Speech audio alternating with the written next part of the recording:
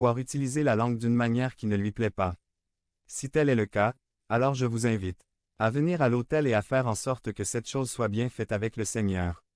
Si vous avez été blessé par la longue et mauvaise langue d'autrui, alors je vous invite à porter cette blessure à Jésus et à lui permettre de guérir le cœur. Chaque enfant de Dieu doit sonder son cœur et déterminer pour quelle gloire nous utilisons les langues. Prions. Devenez membre de la chaîne et AIDEZNOUS à propager la parole de Dieu dans le monde entier. Samedi 16 mars 2024. Si vous croyez en la puissance de Dieu, commentez 11.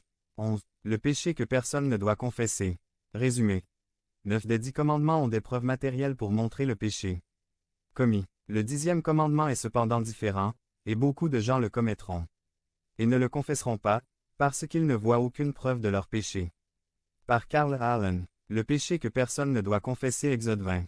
17. Introduction. Aujourd'hui, nous arrivons au dernier des 10 commandements. Dans ces lois de Dieu qui régissent notre vie quotidienne dans ce monde, nous avons vu que Dieu a un niveau élevé qu'il attend de son peuple qu'il s'efforce d'atteindre dans la vie.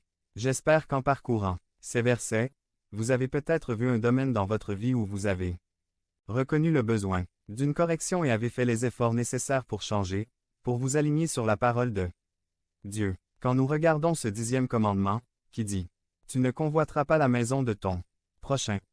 Tu ne convoiteras pas la femme de ton prochain, ni ton serviteur, ni ta servante, ni ton bœuf, ni ton âne, ni quoi que ce soit qui appartient à ton prochain. » La première caractéristique que je remarque est que ce commandement représente un mouvement qui s'éloigne des actions et s'oriente vers le domaine de l'attitude.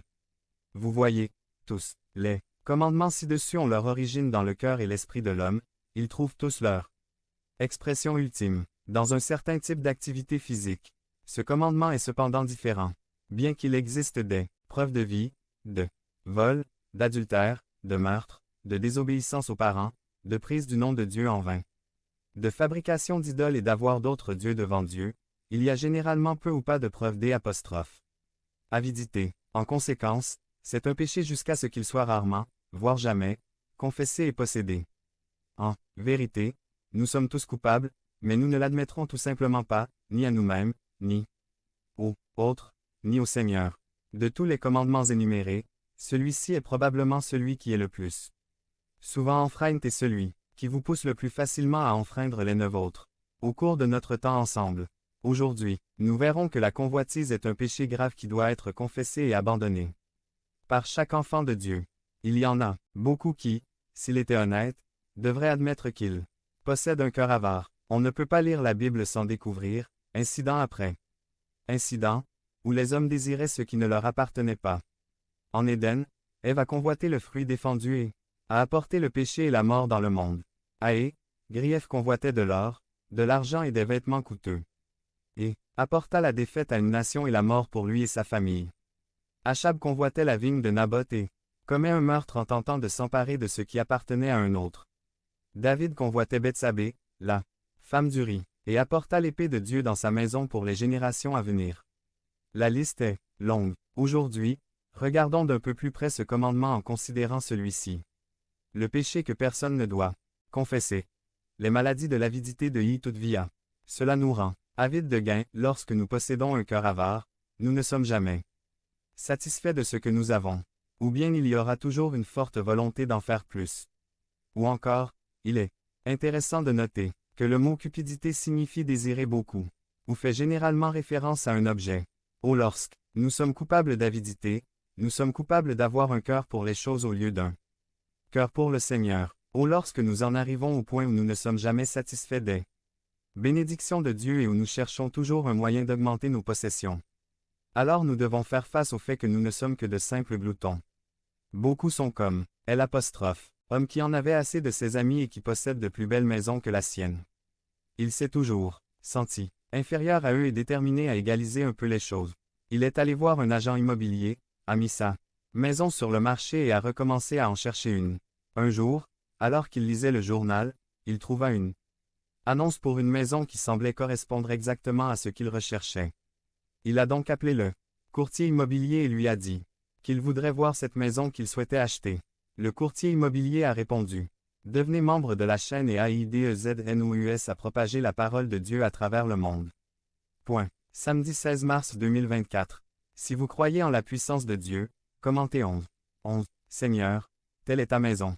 On dirait que nous réussissons, n'est-ce pas? Nous pensons toujours que l'herbe est un peu plus verte au bout de la rue. Ou si je peux obtenir telle chose, ou tel emploi, ou autant d'argent en banque, alors je serai heureux. Ou que l'eau n'arrivera jamais.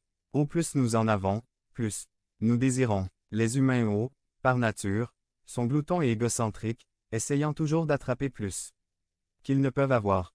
Cette attitude empoisonne la vie et crée une amertume de cœur et une amertume de caractère. Les personnes avides ne sont jamais heureuses, mais elles cherchent toujours plus. B. Nous fait d'autres richesses, selon ce verset, un cœur avare peut vous pousser à poursuivre des choses qui ne vous appartiennent pas. Ce verset dit que les hommes peuvent convoiter les biens, les personnes et les possessions. Lorsque nous arrivons au point où nous sommes prêts à faire quelque chose pour que cela appartienne à un autre, alors nous avons franchi la ligne et sommes coupables de péché devant le Seigneur. Il est mal de convoiter. 1. La propriété. Ce verset fait référence à la maison d'un voisin. Dans les cultures orientales, il n'est pas considéré comme mal de prendre des choses abandonnées. Cependant, si nous savons que quelque chose appartient à quelqu'un d'autre, nous devons le laisser tranquille.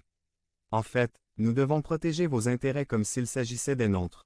Ce n'est pas mal pour moi de vouloir la maison de mon voisin et d'utiliser des moyens légaux pour l'acheter, mais lorsque j'ai recours à des tactiques illégales et contraires à l'éthique pour obtenir sa propriété, je me blâme d'avidité et de vol. 2. Le peuple. Ce verset mentionne également la femme de son voisin. Désirer la femme d'un autre homme, le mari de notre autre femme, est un péché à bien des égards. Si je pense que la femme d'un autre homme est jolie, je n'ai pas commis de péché, mais quand je commence à avoir des désirs lubriques de la posséder, alors je suis coupable d'adultère et d'avidité.